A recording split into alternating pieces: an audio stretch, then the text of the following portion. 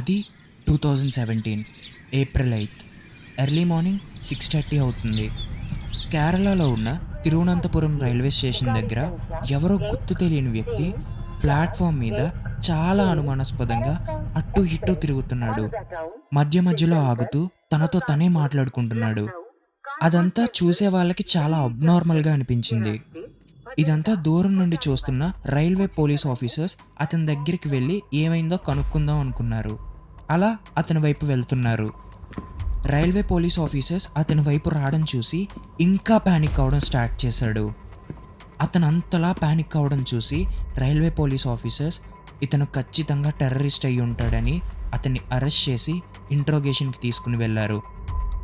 ఇంట్రోగేషన్లో అసలు ఎవరు నువ్వు, ఎందుకు ఇక్కడున్నావు, ఎందుకు ఇంతలా ప్యానిక్ అవుతున్నావు అని అడిగేసరికి అతను దానికి చాలా కూల్గా, నా పేరు క్యాడల్ రాజా, నేను మా అమ్మని, చెల్లిని, నాన్నని, అత్తని చంపేసి ఆస్ట్రల్ వరల్డ్కి పంపించాను. ఇప్పుడు వాళ్ళతో కనెక్ట్ అవుదామంటే వాళ్ళు నాకు రెస్పాండ్ అవ్వట్లేదని ఆన్సర్ ఇచ్చాడు. దాంతో అక్కడ ఉన్న వాళ్ళంతా ఒక్కసారిగా షాక్ అయ్యారు.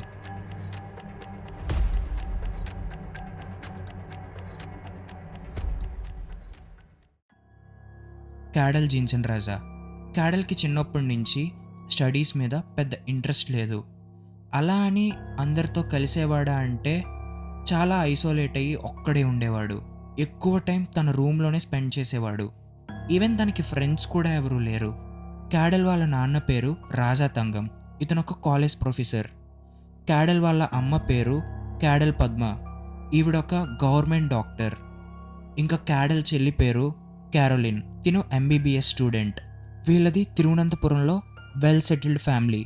వీళ్ళిల్లు ఎగ్జాక్ట్గా కేరళ సీఎం అయిన పినరయ్ విజయన్ ఇంటికి కొన్ని కిలోమీటర్స్ దూరంలోనే ఉంది.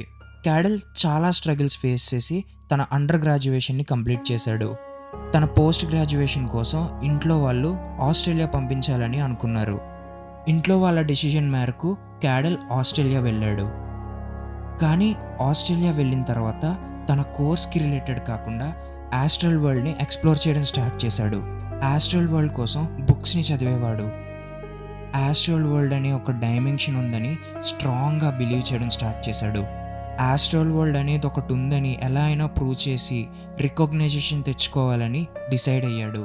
ఆస్ట్రల్ వరల్డ్ కోసం సింపుల్గా చెప్తా వినండి.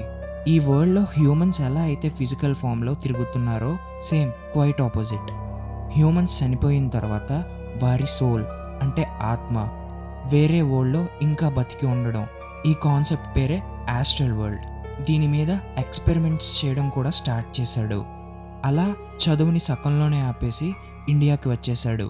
ఇండియాకి వచ్చిన తర్వాత తన రూమ్లో ఉన్న జీసస్ ఫొటోస్ అన్నీ స్టోర్ రూమ్లో పడేసి దెయ్యాల ఫోటోలు తెచ్చుకొని వాటికి పూజలు చేసేవాడు. పౌర్ణమి, అమావాస్య రోజుల్లో దెయ్యాలకి పూజలు చేస్తే తనకి అతీంద్రియ శక్తులు దొరుకుతాయని బలంగా నమ్మేవాడు. అలాగే రాత్రి శ్మశానానికి వెళ్ళి తెల్లవార్లు పూజలు చేసుకుని వచ్చేవాడు. అలాగే ఒకరోజు రాత్రి పూజకి వెళ్ళి తెల్లవారి తనతో పాటు ఒక పుర్రెని తెచ్చుకుని తన రూమ్లో పెట్టాడు. ఇదంతా వాళ్ళ అమ్మగారు తన రూమ్ క్లీన్ చేస్తున్నప్పుడు చూశారు. అదంతా చూసి వాళ్ళ అమ్మగారు భయపడ్డారు. వెంటనే తనని ఒక సైకియాట్రిస్ట్ దగ్గరికి పట్టుకుని వెళ్ళారు. డాక్టర్ అన్ని టెస్టులు చేసిన తర్వాత క్యాడల్ చాలా నార్మల్గా ఉన్నాడని వాళ్ళ అమ్మగారితో చెప్పారు. క్యాడల్ రోజు రోజుకి పిచ్చి పిచ్చిగా బిహేవ్ చేయడం స్టార్ట్ చేశాడు. అద్దం ముందుకు వెళ్ళి ఏవేవో మంత్రాలు జపించేవాడు. ఇంట్లో వాళ్ళకి అస్సలు క్యాడల్ బిహేవియర్ అర్థమయ్యేది కాదు. అలా కొన్ని రోజులకి ఎంతసేపని ఇలాంటి థియరటికల్ ఎక్స్పెరిమెంట్స్ చేస్తాం, లైవ్ ఎక్స్పెరిమెంట్ చేయాలని డిసైడ్ అయ్యాడు. 2017 ఏప్రిల్ 6 నైట్ 10:20 PM.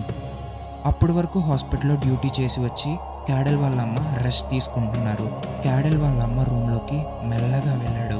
కొబ్బరికాయలు నరికే కత్తి తీసుకుని క్యాడల్ వాళ్ళ అమ్మ పొట్టలో 10 సార్లు పొడిచాడు. దాంతో వాళ్ళమ్మ అక్కడికక్కడే చనిపోయారు.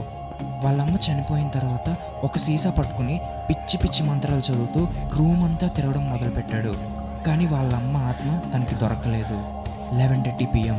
క్యాడల్ వాళ్ళ అమ్మని చంపేసి వాళ్ళ నాన్న రూమ్ వైపు మెల్లగా వెళ్తున్నాడు. వాళ్ళ నాన్న ఏం చేస్తున్నారో బయట నుండి తొంగి చూస్తున్నాడు. వాళ్ళ నాన్నగారు ఏదో బుక్ చదువుతూ కుర్చీలో కూర్చున్నారు. క్యాడల్ వెనకాతల నుంచి స్లోగా వెళ్ళి వాళ్ళ నాన్న తల మీద 5 సార్లు పొడిచాడు. అయినా క్యాడల్ వాళ్ళ నాన్న చచ్చిపోలేదు.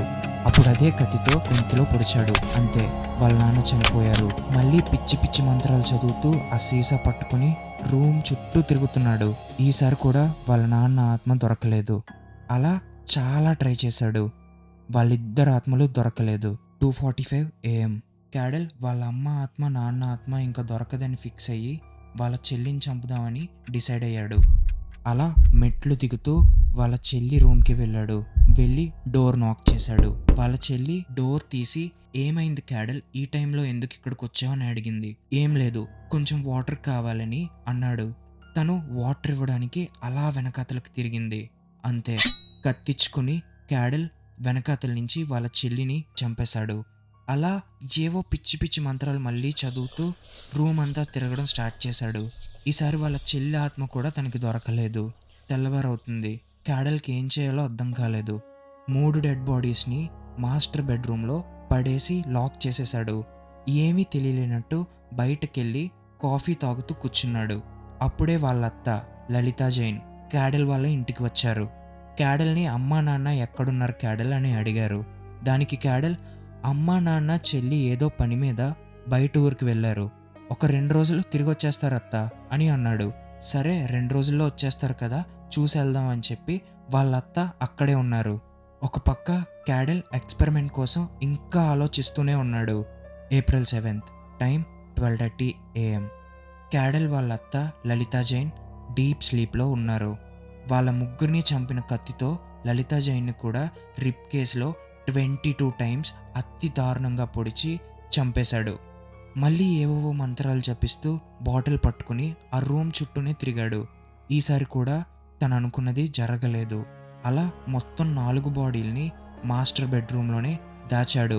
బాడీస్ ఒక పక్క నుండి డీకంపోజ్ అవ్వడం స్టార్ట్ అయ్యాయి. వాసన విపరీతంగా వస్తుంది. క్యాడల్కి ఏం చేయాలో అర్థం కావట్లేదు. చాలా భయం వేసింది. April 8th, 5:30 AM. క్యాడల్ ఆ టైంలో బాడీస్ని కాల్చేయాలని డిసైడ్ అయ్యాడు. ఫైర్ యాక్సిడెంట్లా క్రియేట్ చేద్దామని చెప్పి పెట్రోల్ తీసుకుని వచ్చి బాడీస్ మీద జల్లి ఫైర్ చేశాడు. ఇల్లు మొత్తం పొగలతో కమ్మేసింది. దాంతో క్యాడల్కి ఇంకా భయం పెరిగింది. క్యాడల్ ఎస్కేప్ అవుదామని చెప్పి తిరువనంతపురం రైల్వే స్టేషన్కి చేరాడు. క్యాడల్ మూర్ఖత్వంతో బంగారం లాంటి ఫ్యామిలీని దూరం చేసుకున్నాడు.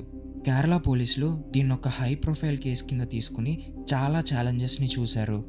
May 13th, 2025న క్యాడల్కి యావజ్జీవ కారాగార శిక్ష పడింది. అలా తన మూర్ఖత్వంతో, పిచ్చితనంతో బంగారం లాంటి ఫ్యామిలీని దూరం చేసుకుని జైలు పాలయ్యాడు.